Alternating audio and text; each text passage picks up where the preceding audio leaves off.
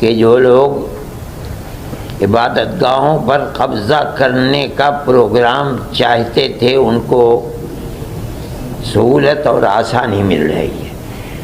السلام علیکم دوستو، آج مولانا ارشد مدنی صاحب کھل کر پریس کانفرنس میں بابری مسجد اور گیان میاپی مسجد کے خلاف کھل کر آئے۔ انہوں نے کہا کہ عبادت گاہوں کو قبضہ کرنے کی کھلی آزادی دی جا رہی ہے۔ آئیے کیا کہا مولانا ارشد مدنی صاحب نے، سنیے۔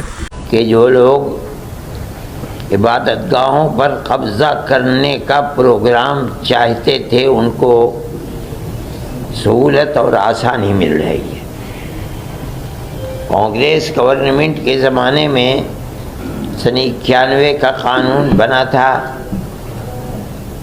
ہمیں اس کے اوپر بھی یہ اعتراض تھا کہ بابری مسجد کو اس سے الگ کیوں کیا جا رہا ہے، لیکن کیا گیا کیونکہ جمعیت علماء ہی اس کیس کو لڑ رہی تھی، اور ہم پوری قوت کے ساتھ جو بہتر سے بہتر وکیل تھے ان کو سامنے لا کر ہم نے اپنے دعوے کو پیش کیا، اور ہم بار بار یہ بات کہتے تھے کہ ثبوت اور شواہد کی بنیاد کے اوپر، یعنی قانونی دلائل کی بنیاد پر جو فیصلہ سپریم کورٹ کا ہوگا ہم اسے قبول کریں گے۔ سپریم کورٹ کا ایک فیصلہ کہ مسجد اپنی جگہ ہے، کسی مندر کو توڑ کر نہیں بنائی گئی، یعنی جہاں بابری مسجد ہے وہ رام جنم بھومی نہیں ہے،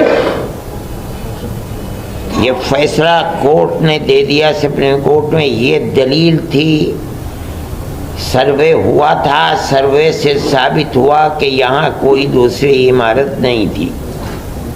لیکن ایک دوسرا فیصلہ کہ ہم یہ مسجد اکھاڑے کو دیتے ہیں، اس کی کوئی دلیل، کوئی ثبوت، کوئی شواہد نہیں ہے۔ سپریم کورٹ کے اس فیصلے نے، آپ خود دنیا کو دیکھیں، ملک کو دیکھیں، اس فیصلے نے کہ ہم عقیدت کی بنیاد پر اس مسجد کو توڑوا کر کے ہم اکھاڑے کو دیتے ہیں، اس نے جو راستہ دکھلایا ہے، اس راستے دکھلانے کے بعد پھوٹ پڑے ہیں مسائل کہ اس مسجد کو بھی لو، اس مسجد کو بھی لو، اس مسجد کو بھی لو، اس کے اوپر بھی۔ اس کا مطلب ہے کہ قانون کے راستے کے اوپر چلنا جو کورٹ کا امتیاز تھا، صرف بابری مسجد کے فیصلے نے ایک راستہ دکھلایا کہ نہیں، ان تمام قوانین اور قواعد کی لائبریریوں کو، ان کے کتابوں کو آگ لگاؤ، کوئی چیز نہیں ہے۔ فیصلے مذہب کے اندر جو بھی ہوں گے وہ عقیدے کی بنیاد کے اوپر ہوں گے، عقیدت مندی کی بنیاد پر ہوں گے، تو ملک کیسے چلے گا؟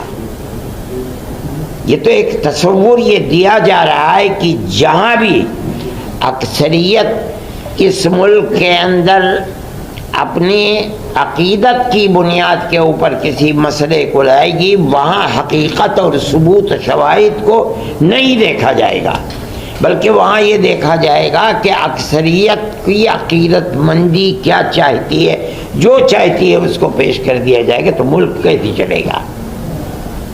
یہ ایک بات ہے سوچنے کی۔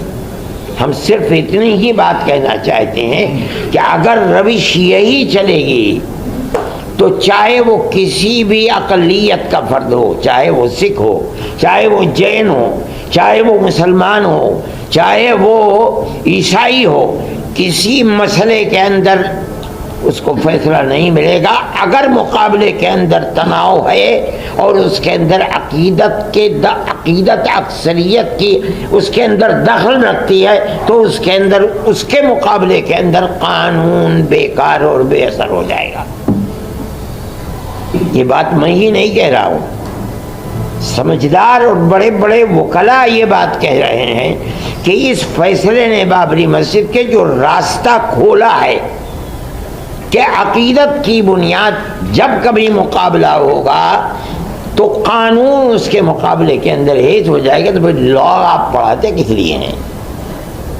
لائبریریوں کے اندر آپ کے ہزاروں کتابیں کس لیے رکھی ہوئی ہیں؟ ان کو آگ لگا دیجئے، یہی مسئلہ ہے۔ یہ ملک کا میں سمجھتا ہوں بہت بڑا المیہ ہے کہ اس ملک کے اندر آج مسلمان یہ کہہ رہا ہے کہ مسئلے کی بنیاد لوور کورٹ سے لے کر سپریم کورٹ تک عقیدت کے اوپر ہے، قانون کے اوپر نہیں ہے۔ میں اس کو بہت بڑا المیہ سمجھتا ہوں، اور ایک یہ داہیہ ہے، بڑا مسئلہ ہے۔